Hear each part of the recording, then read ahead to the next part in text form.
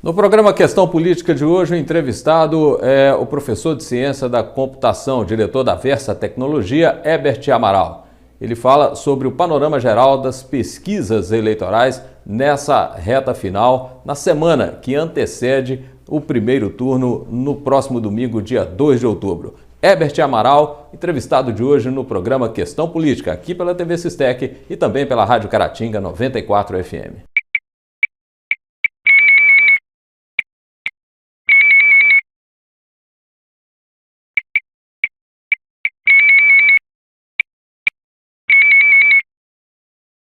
Professor Herbert Amaral, muito obrigado por aceitar o nosso convite, participar aqui do Questão Política.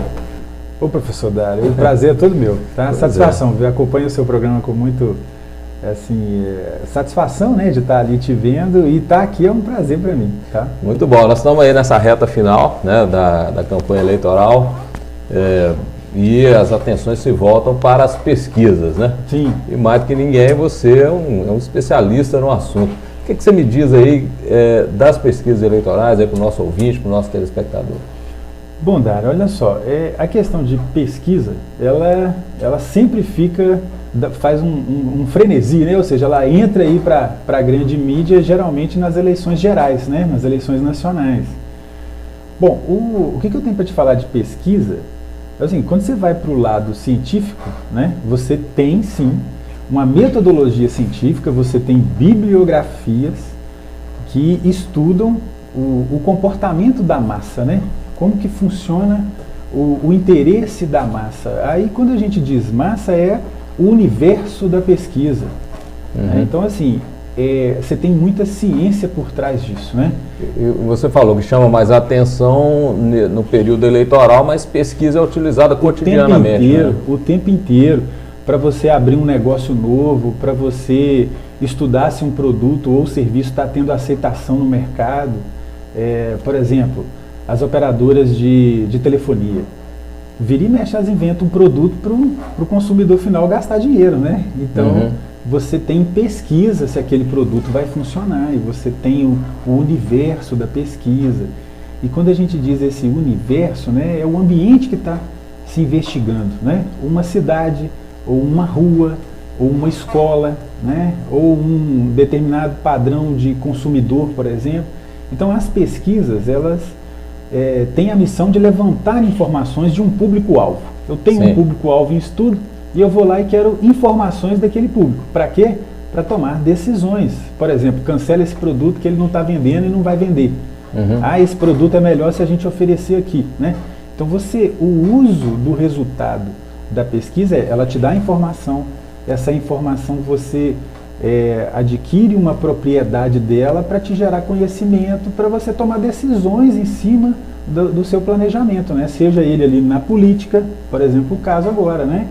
Sim. A política usa muito disso, porque o que ela quer? O candidato quer votos, né? Então ele precisa entender aonde que eu vou, em que faixa etária que eu vou, né, em qual classe econômica que eu vou, ou seja, eu consigo tirar algumas informações que me são úteis para tomar decisão durante o plano que eu estou executando. Né? Ou seja, é feito um diagnóstico, mas visando um prognóstico. Né? Exato, e você usou a palavra diagnóstico, é interessante, porque a pesquisa é muito disso, é fazer um diagnóstico, né? Você levantar um retrato daquele momento do que está acontecendo.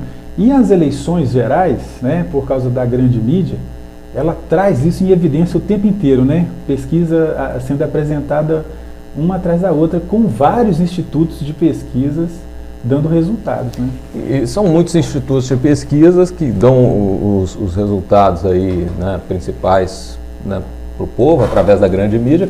Mas e os partidos, eles utilizam aquelas pesquisas internamente sem também? Dúvida. São os mesmos institutos ou eles usam institutos diferentes? Como é que funciona isso? Ou até de maneira própria, porque como eu te disse, depende da equipe que está sendo formada ali. Você pode ter um grupo de pesquisa que é qualificado para levantar essas informações. Então, os partidos, não tenham dúvida, o tempo inteiro eles fazem algum tipo de levantamento de informação através de pesquisas, né?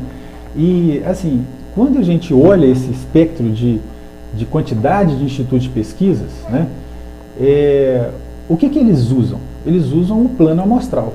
Né? Assim, em resumo, o plano amostral é o estudo do universo, né, do eleitorado, aqui nesse contexto nacional, separado pelas regionais, separado pelos estados, pelos municípios, até chegar no nível do município, até chegar no nível da urna. Né? Então você tem toda essa estatística do eleitorado dentro do Tribunal Superior Eleitoral. Você pode ir lá, fazer a seleção, você vai ter a quantidade desses eleitores em fatias, em estratos. Né? Então nós temos 4 principais estratos lá: sexo, faixa etária, escolaridade e renda. Então, para cada extrato desse, você tira um retrato daquilo que foi respondido durante as entrevistas domiciliares. Né? Essas pesquisas precisam ficar registradas e postadas lá no Tribunal Superior Eleitoral? Como é que funciona isso? Sim, olha só. Se você estiver fazendo pesquisa interna, como você mencionou, ou seja, você tem ali o partido, que tem um grupo que fica ali levantando informações para estudar e ajudar na tomada de decisão da organização ali. Então, isso aí são pesquisas internas e você não precisa fazer o registro delas. E elas também não podem ser divulgadas. Não podem ser divulgadas. Não podem ser divulgadas e tem toda uma legislação para quem divulgar isso. Né? Por exemplo, até multa por dia, se estiver publicando.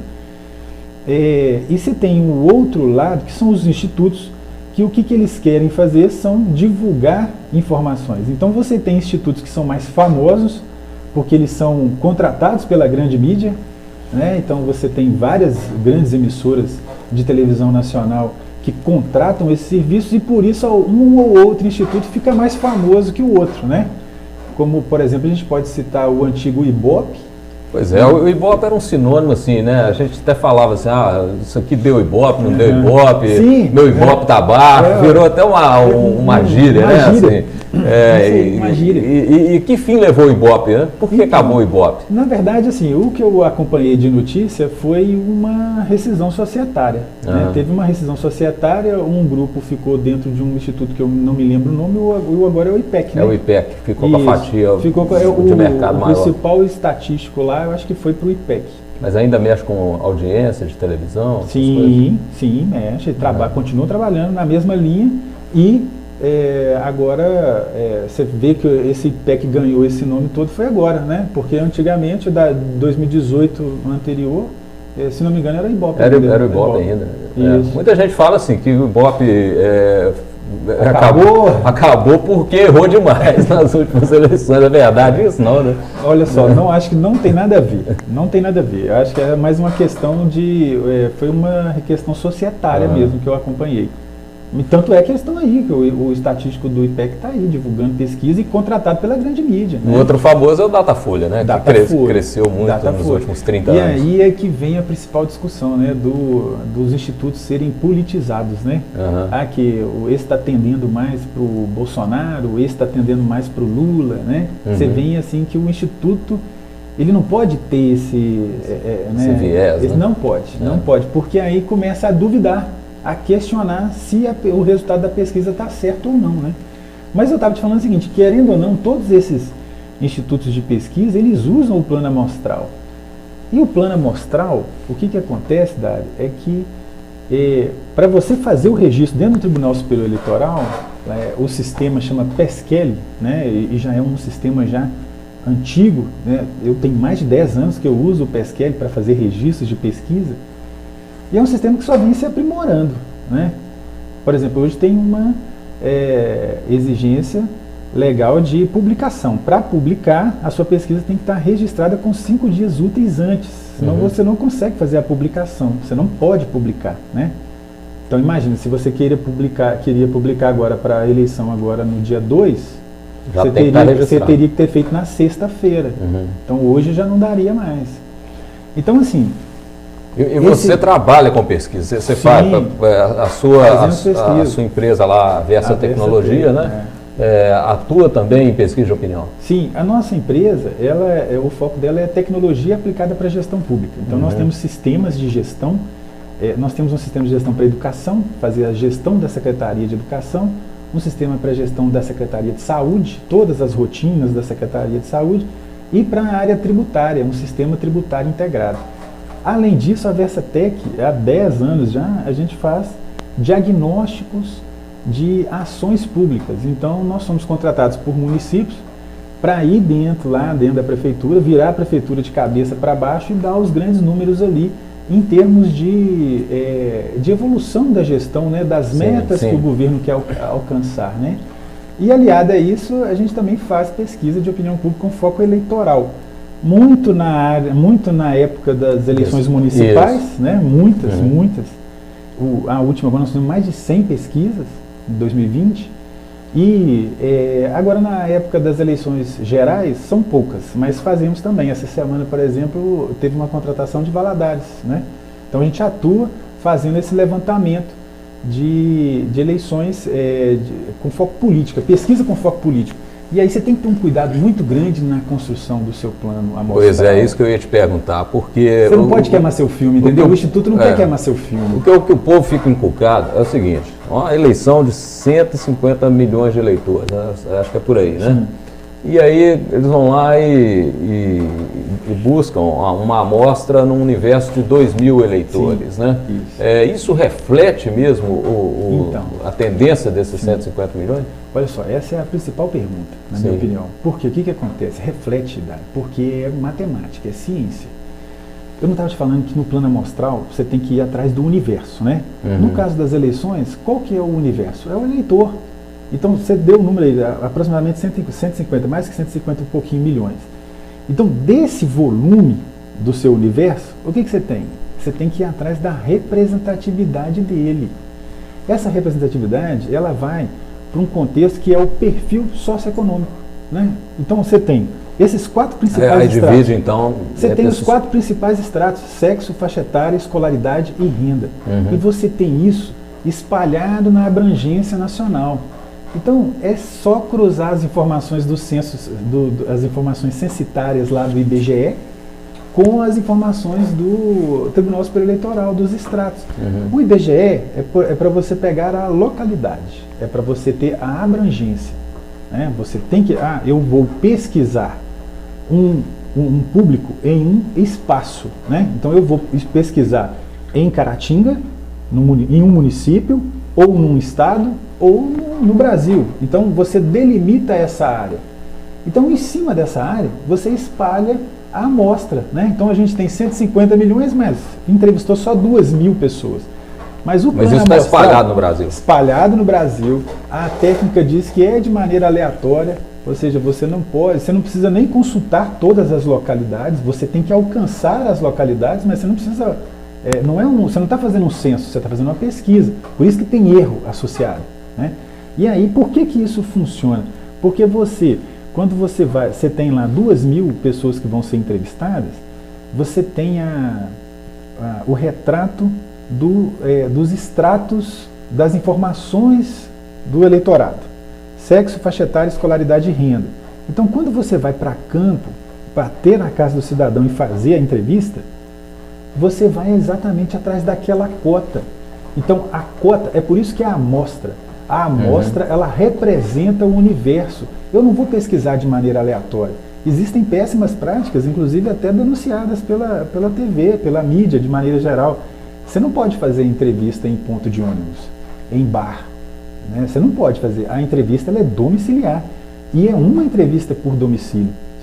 Se você alcançou ou não a cota que você precisa. E esses institutos maiores, eles estão mandando o entrevistador na casa ou estão fazendo por telefone? Ou o telefone é válido também? O telefone é válido também, sim.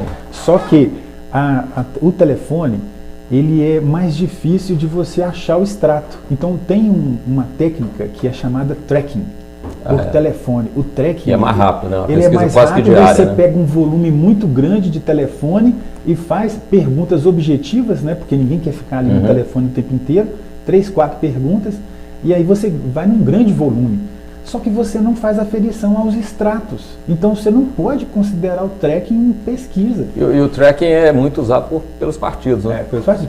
Para ver a movimentação se a gente fosse pensar, diária. Exato. Porque aí você vai atrás da tendência. O que está sendo falado? Se eu vou colocar uma informação aqui para testar, né? Então isso é que é o legal do tracking. Porque a dificuldade de você achar os extratos é maior por telefone do que você ir nas residências. E você pode perceber aí que direto você vê noticiando algum licenciador, né? Essas pessoas que ficam aí fazendo as entrevistas pelo campo, ou seja, as empresas, mesmo tendo essas técnicas, mas internet e celular e telefonia de maneira geral, mesmo assim a gente faz as entrevistas domiciliares, porque é mais fácil você achar o seu controle. Você tem que ir nas cotas. Por isso é que é diferente a pesquisa da enquete. Uma enquete, você lança a enquete, lança publicidade em cima da enquete, e aí, ou seja, aquele grupo focal vai todo para lá e o número está totalmente... A enquete é a mais furada de todas. Mais furada, só que o tracking é diferente, porque o tracking você liga e faz a pergunta, né, e recolhe. E você tem uma informação de que para quem você está ligando. Você não está sendo às cegas, né? E as enquetes são praticamente às cegas. Então não tem confiança. Enquete não serve para nada, para te falar a verdade. O foco dela... Só para agitar um foco mais em publicidade do que de levantamento de informação.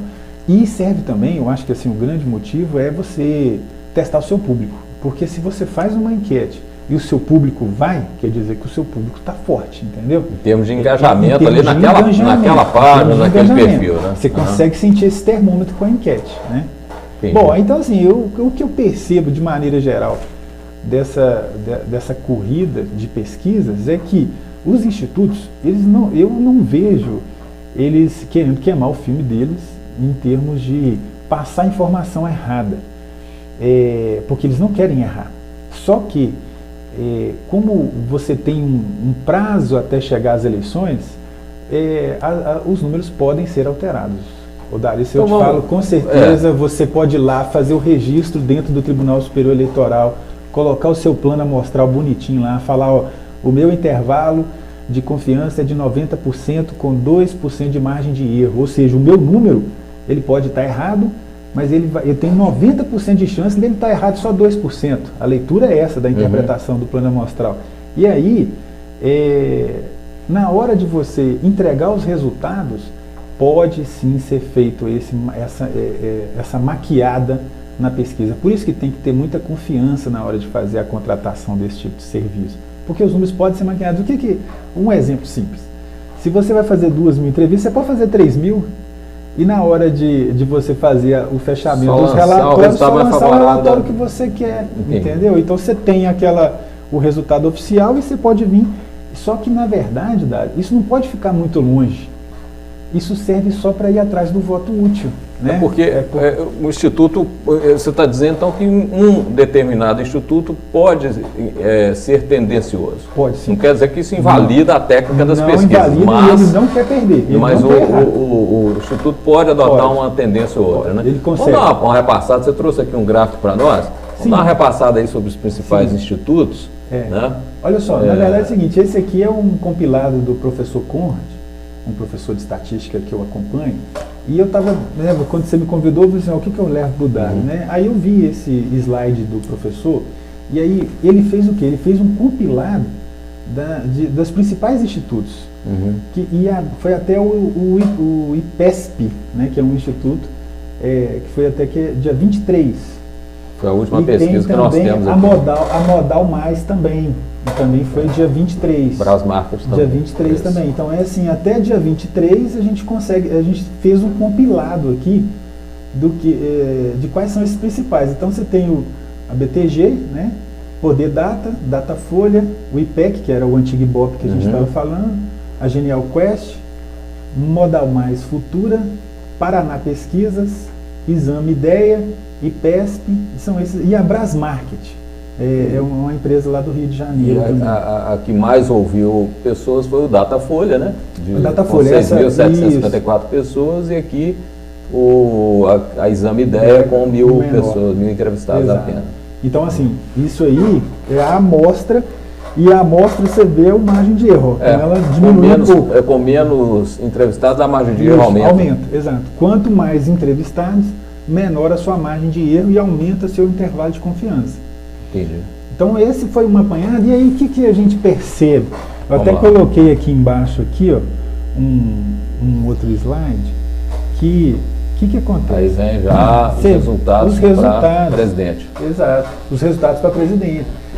E aí, o que a gente percebe, até está circulado, é a diferença, né, de um resultado para o outro, dentro do mesmo período das entrevistas. Né? Você tem o IPEC ali, 47 a 31. Né? Pois é o que dá a maior diferença. A maior diferença. Né? O menor diferença lá, olha a Modal Mais Futura. Que está empate. Está empate técnico. Né? Então, esse empate nem é técnico, né, Herbert? É um empate cravado mesmo. 39,2 para o Lula, 39,1 para o Bolsonaro. Ou seja, quem ficar na frente um do outro vai ficar com uma diferença muito pequenininha. E aí você vê o IPEC, por exemplo, dando uma diferença dessa. Né? De quase 16 pontos. É muito alto. Né? Então, assim, esse é o problema dos institutos. Mas aí, o que a gente, como a gente está na reta final agora, essa semana, se o resultado estiver mais perto lá da Modal, os outros institutos, eles começam agora a divulgar algum resultado mais apertado. Tem aquela história do pouso, do ajuste, né, para fazer um pouso mais tranquilo. Ou seja, todos esses institutos, provavelmente, eles vão divulgar pesquisas essa semana e todos tentando aproximar o máximo da realidade. Tem uns institutos que provavelmente são mais, tem mais ideologia neles, né, que talvez pode continuar tentando publicar algum tipo de pesquisa para ir atrás do voto útil. Porque hoje, por exemplo, tem um pronunciamento do Ciro, não sabe-se lá o que ele vai falar, se ele vai sair da corrida, porque ele realmente, se você for ver o Ciro aqui, ó, ele fica ali no 7, tá vendo? A média dele aqui é 7, 6, 8. Está muito estagnado. Muito estagnado. Agora o Bolsonaro também não ficou estagnado desde o início, né? Não viu nada. Todas essas pesquisas, você pode ir atrás da rejeição do governo. A rejeição do governo, ela está ali no mínimo 30, no máximo 40, 42. Isso é uma rejeição altíssima. É um nível de rejeição. É uma rejeição altíssima. E como é uma reeleição para o Bolsonaro, a rejeição, o voto não vai na rejeição. A rejeição já atrapalha o voto. Sim. Entendeu? Então, assim, por isso que eu hoje, né, se você me perguntar dentro desse cenário aqui, eu digo o seguinte, eu acredito que o Lula está na frente. Está na frente com uma diferença apertada. Ela não tem uma diferença grande, não. Eu faço. E a rejeição do Lula, como ela anda assim nas Então, ela está abaixo. Está abaixo. Ela está abaixo. Ela está abaixo. Uma média de 10 pontos percentuais, o Lula ali na casa de 25 a 32 e o Bolsonaro na casa dos 35 até os 42. Ou seja, os dois estão altamente rejeitados. Mas a eleição está muito polarizada nos dois. E aí, você vê que a tentativa do Bolsonaro foi realmente a campanha dele tentar diminuir a rejeição dele. Por exemplo, em várias entrevistas que ele deu em alguns podcasts por aí afora, ele se disse arrependido de um monte de coisa que ele falou, ou seja, ele está indo atrás tentando mostrar o que o governo andou fazendo, né, de bom, né? Onde que ele errou, ou seja, você vê que ele está atrás, preocupado com essa rejeição, né? Então, assim, o que eu vejo hoje é o Lula na frente no primeiro turno. No segundo turno, é impossível dizer quem ganha, na minha opinião, antes do primeiro turno. Mas você acha que vai dar segundo turno? Dá segundo não resolve no primeiro? Não resolve, assim, no meu entendimento, por causa da Simone e do Ciro, que se você pegar vai dar uma média de 12% a 15% nesses dois. Então, esse grupo é que vai decidir, com um pouco aí do indeciso, né, daquele pessoal ali que fica indeciso até a última hora, esse grupo é o que vai decidir o segundo turno. Porque o que você pode pegar a linha do Lula aqui, ó, e ele nunca passou de 46, ó, olha lá, 46. Isso significa, e isso é, Odário, uma constatação, ou seja, o eleitorado dele está ali. Dificilmente, por exemplo, o Ciro, dificilmente se ele abandonar hoje, 100% do Ciro vai para o Lula, é difícil. Ou nessa configuração do Ciro, é bem provável que os votos vão para o Bolsonaro, porque é o voto ali que não quer ir no Bolsonaro e não quer ir no Lula também, porque o Ciro tem um rompimento com o Lula de maneira escancarada, né? Ele está batendo muito no Lula, né? Então, provavelmente, o eleitor do Ciro não vai. Então, assim, o segundo turno, ele fica imprevisível. E quem ganhar vai ganhar apertado. Né? Nós vamos ter, assim, um segundo turno igual foi 2014. Igual foi 2014, bem apertado. E no caso do Lula, muito se falou aí sobre a questão dele ir atrás do voto útil, porque tem uma média aí, se não me engano foi até o Datafolha que colocou, de 11% do voto útil que conseguiria já encerrar, que é aquilo que a gente estava falando antes de começar o programa, que é aquele cidadão que vai com quem já ganhou. Muita gente tem essa mentalidade, né? De não perder o voto. Não perder o voto, é cultural. Eu não gosto de perder voto. Exato, então... é cultural. Então, assim, o Datafolha está acreditando que pode sim dar primeiro turno para o Lula, porque 11% vai nessa onda. Vai nessa onda, mas eu não acredito não. Não acredito porque por causa da rejeição do Lula, que é uma rejeição alta também. Né? E a prova disso é o crescimento dele. Ele não ultrapassa 46, então ele está ali bem forte nesse número. Assim, para ele passar ali é muito difícil. A campanha eleitoral, né, ela diminuiu muito de intensidade, né, de uns tempos para cá, com rede social, as campanhas ficam mais virtuais mesmo do que no corpo a corpo, né? E a gente vê candidatos que se elegeram com plataformas virtuais e nem foram tanto para as ruas, né? Mas hoje a gente vê assim, muita gente desconfiando dos institutos de pesquisa, por quê? Sobretudo a campanha do Bolsonaro é muito mais popular nas ruas. E a campanha do Lula a gente não vê esse mesmo engajamento nas ruas. Isso realmente mostra alguma situação aí de falta de credibilidade para os institutos de pesquisa, ou uma coisa não tem nada a ver com a outra mesmo? O Dário, não tem nada a ver. Porque o que acontece?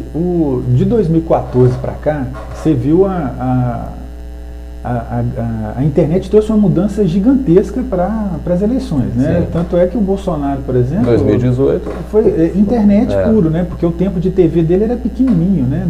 Da propaganda eleitoral. Aí o que acontece? Você tem as bolhas, a bolha, porque realmente a eleição parece que cria uma bolha, né? Em cima daquelas informações que são divulgadas e tudo... é exagerado em termos de proporção. Isso acontece. E isso acontece muito na parte visual também, porque eles mesmos, eles maqueiam. Por exemplo, deu ali 1.000 pessoas localizadas ali, não, deu 10.000 pessoas, ou seja, sempre exageram os números, até mesmo procurando mais engajamento, né? A famosa fake news. Fake news. Então, o que acontece? Esse movimento, ele é muito importante para o momento e para a campanha, porque ele mostra força visual, ajuda a engajar mais pessoas. Ajuda a engajar mais pessoas. Só que o problema é que ele não retrata a realidade. Né? Fazendo pesquisa para municípios, tem um município aqui perto, que é Inhapim, e tem uma disputa muito grande ali. E aí eles estavam medindo pela carreata. Mas a carreata de um foi maior que a do outro, então ele vai ganhar. E isso não retrata a realidade. Isso é comprovado. Entendeu? Assim, ó, essa visibilidade que se ganha, ela é muito dentro da própria bolha, mas mostra força, como a gente estava falando, né? E como que a gente comprova isso? É através desses estudos sérios, né? Desses estudos que não são enquetes, que não tem ali foco, que pode dar alguma margem para tendenciar números. Quando você vai lá e faz o estudo, você vê que está empatado. Você vê que não está aquela folga toda. Né? E a gente vê, assim, na experiência, né, campanhas passadas que foram também muito engajadas, mas que no final não deram resultado. Né? A própria campanha do Lula em 89, né, ela era muito mais assim, expressiva em termos de participação, né, de pessoas em comícios, em eventos grandiosos, né? Sim, e na época você poderia fazer showmício, né? Você tinha multidão que ia para esses eventos. Muitos artistas envolvidos e tal, então era uma campanha muito mais alegre, muito mais vistosa, mas que no final né, acabou ali perdendo, né? A gente viu agora recentemente a campanha do Trump nos Estados Unidos. Sim, também. O Trump também. O Trump é um exemplo legal para nós aqui, porque o trumpismo, ele tinha muito aquilo também do bolsonarismo em termos de ser aguerrido, né? De estar ali defendendo uma causa e tal. Ele era muito parecido. E aparecia muito. Sim, sim. Né? Tinha eventos muito muita visibilidade. Né? E perdeu. Né? Então, assim, essa questão de ver, né? Ela não pode ser que ela não reflete. Porque tem aquela questão também do voto da pessoa que não se posiciona. Sim. A pessoa vota, mas ela não se posiciona, por qualquer motivo que seja. Né? Ela não quer ali externar o seu voto. Ah, mas o Bolsonaro fez uma carreata, aí o Lula não fez. Isso não significa que não tem voto ali. Isso vai se refletir ali num domínio absoluto daquele candidato naquela região. Né? O que é que você trouxe mais aí de números? Então, na verdade é o seguinte, com relação a essa... eu fiz aqui uns comparativos, depois eu volto nele, mas só para pegar aqui, ó, esse gancho... 2018, 2018. Né? Vamos lá em 2018. Porque o que acontece? O pessoal fica falando, mas 2018 as pesquisas erraram. Não é raro, né? Não é raro. Esse aqui é os votos válidos até dia 5 do 6, né? Aliás, foi 5 e 6 de outubro. A eleição foi dia 7. Então, essa pesquisa aqui foi a pesquisa que foi divulgada no domingo da eleição. Então, não tem como ser mais... Só se fosse realmente a urna, né? Aí, ou seja, você compara essa pesquisa, você compara com o resultado da urna. E aqui foi Datafolha e Ibope. No mesmo período, o Bolsonaro com 40 e o Ibope com 41. Fernando Haddad com 25. Ciro Gomes 15, 13. E o Ciro Gomes aqui é interessante até fazer uma comparação com as pesquisas desse ano. Você vê que ele está bem abaixo, né? O Alckmin 8 e a Marina Silva 3. Aí, isso aqui foi feito sexta e sábado, eleição no domingo. Aí, olha o resultado. E o ranking final, né? Não, e olha parece aqui. Que o Alckmin, o ranking foi, ele se cumpriu, né? Mas o percentual... Exato. Aí, o que significa? A pesquisa errou ou acertou? Se você for falar sobre a pesquisa com o foco... Mas tem o fator Daciolo aqui, onde que o Daciolo ficou? O Daciolo... Acho que ficou acima do Alckmin. Não, eu acho que ele ficou final. No Alckmin. Não ficou não. Quer ver que ele está aqui, ó. O resultado dele está aqui, ó. Ele tem uma... Aqui, ó. Daciolo, Cabo Daciolo. O Alckmin ficou com... Foi da Marina e do Meirelles. Isso, exato. Esse aí foi o resultado que deu na urna, tá vendo? Os votos válidos. O Amoedo ainda ficou na frente dele e o Alckmin. E o Partido Novo do Amoedo parece que não, realmente derreteu esse... Eu acho que eles vão precisar do Zema na próxima. Não conseguiu. E o Zema, o fator Zema também é muito utilizado para mostrar que as pesquisas estavam furadas no final. O que aconteceu? O que aconteceu nessa virada do Zema aí? Do Zema ali, a minha opinião, Dário, foi o seguinte, foi uma luta para não permitir que o Pimentel ganhasse. Foi isso que aconteceu, porque você tinha todo naquele momento o antipetismo muito forte, um pró-Bolsonaro, e o Zema, naquele momento, foi o eleito para descarregar esses votos. Pois mas foi um negócio assim muito repentino. Foi repentino. No caso do Zema tem na sexta-feira o Zema apareceu em terceiro. E o que provocou? De repente, no domingo, só o Zema foi lá para fazer um negócio desse. O Zema foi para primeiro lugar com uma margem muito maior que a da Anastasia. Exato. Deixa eu te falar, assim, como experiência própria. Eu não tinha candidato para governador até as vésperas. Eu recebi uma corrente falando, não vamos no Zema porque o Zema é empreendedor e ele não é político e isso, aquilo, ou seja, tentando fazer você escolher daquilo que estava em evidência. Que isso da sexta para o domingo. Aí, exato, da sexta para o domingo, em mensagens, em vários tipos de grupos, isso aconteceu e não só com ele, o Pacheco também foi nessa onda, o senador também Rodrigo Pacheco foi nessa onda também. Na minha opinião, pura sorte, porque você tinha o fator antipetismo e você tinha o fator, nossa, vai voltar a Anastasia, né? Você tinha essa situação ali. Então, por isso que eu acho que a terceira via cresceu e é exemplo de que a terceira via funciona, né? No caso do Zema, Pois é, e no plano nacional, a gente não decolou, por mais, o grupo novo, né, do Partido Novo.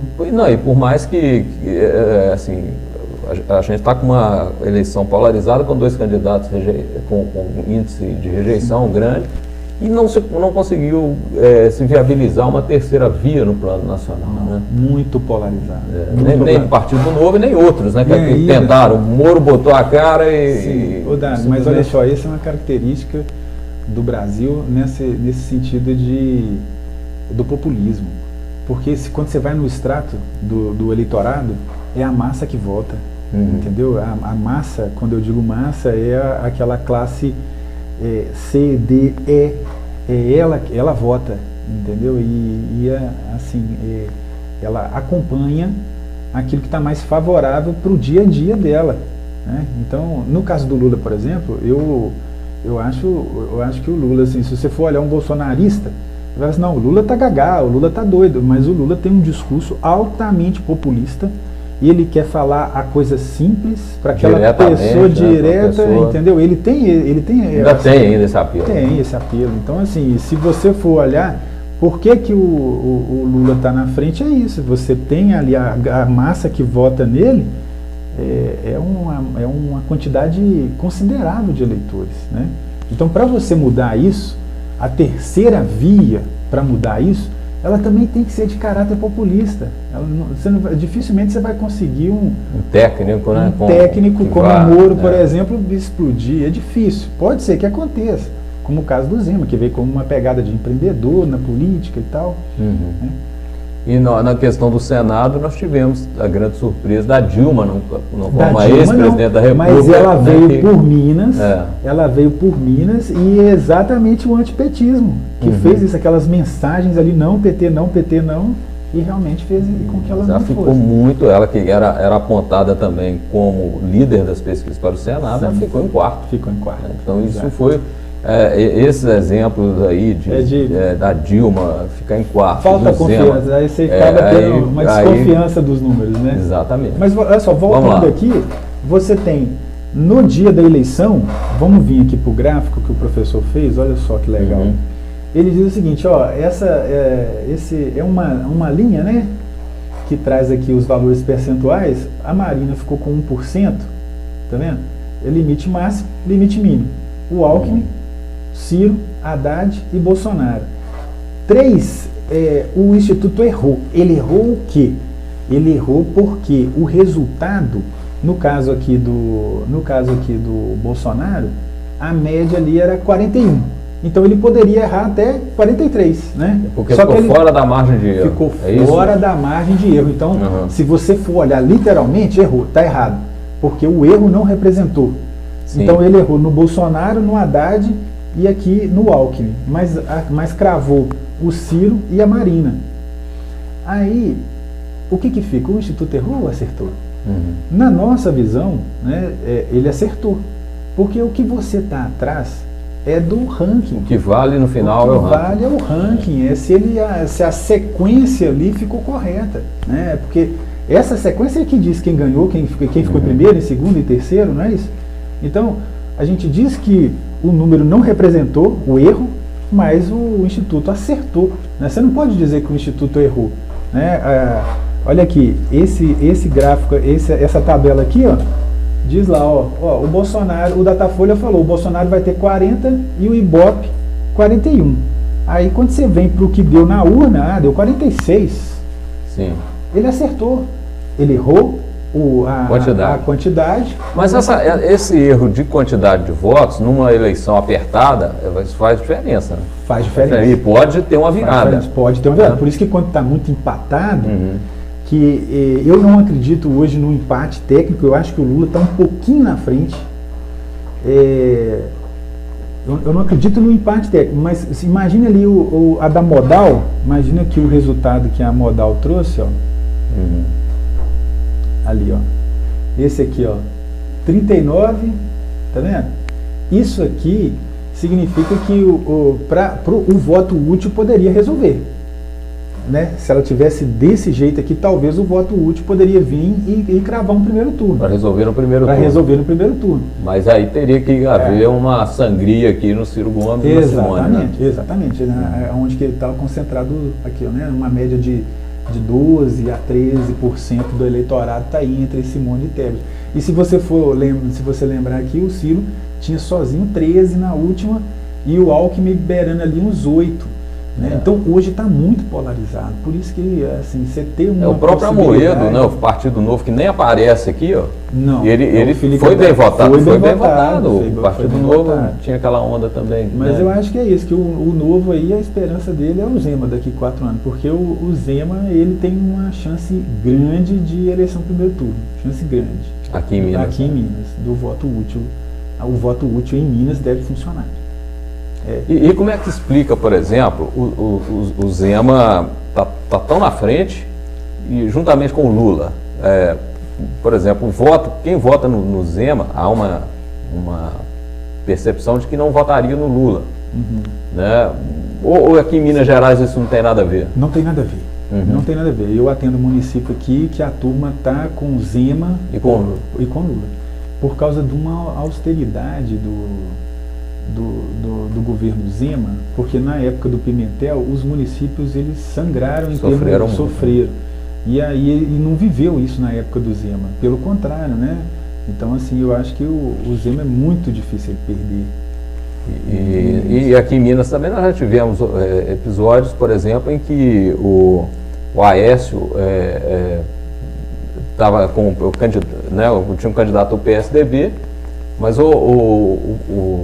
venceu o Aécio e o Lula aqui, né? Sim, venceu o Aécio e o Lula. Então, assim, realmente isso aí faz sentido quando a gente analisa esses números anteriores. Assim, dentro desse cenário, o que eu acho é que você tem que a pesquisa ela tem que ser considerada.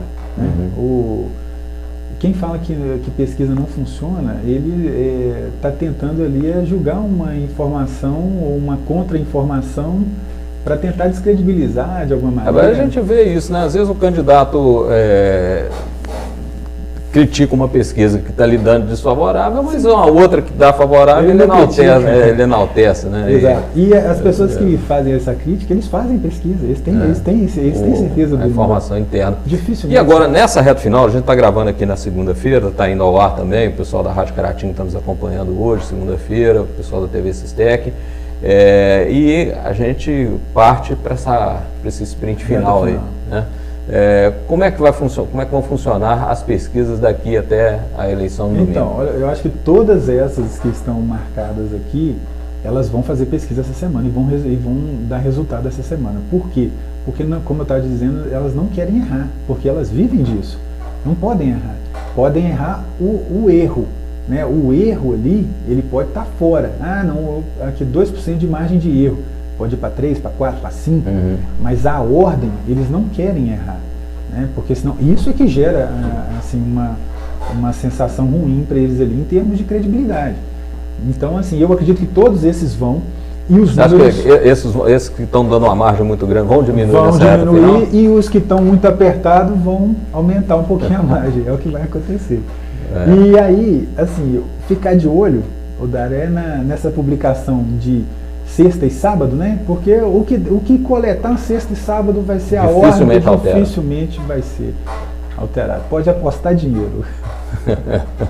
Bom, Herbert Amaral falando conosco aqui de pesquisa. Oi, gente, obrigado. Pesquisa de opinião pública nessa reta final, né? Sobretudo as pesquisas eleitorais, e veio dar um panorama pra gente aqui de como estão... Um bate-papo, né? Na próxima nós tomamos uma cerveja, né? E vamos acompanhar então essa reta final aí, né? Da movimentação, que é de interesse, de muito interesse para todo mundo. Para todo mundo, com certeza. Ô, Dário, para mim foi um prazer estar aqui no seu programa, te acompanho, né? Isso. Nas redes sociais, vendo aqui os seus vídeos, eu acho o seu programa muito interessante e foi um prazer. É só me convidar que eu volto aí. Tamo junto aí. Um abraço, muito obrigado, professor Herbert. Valeu, Dário.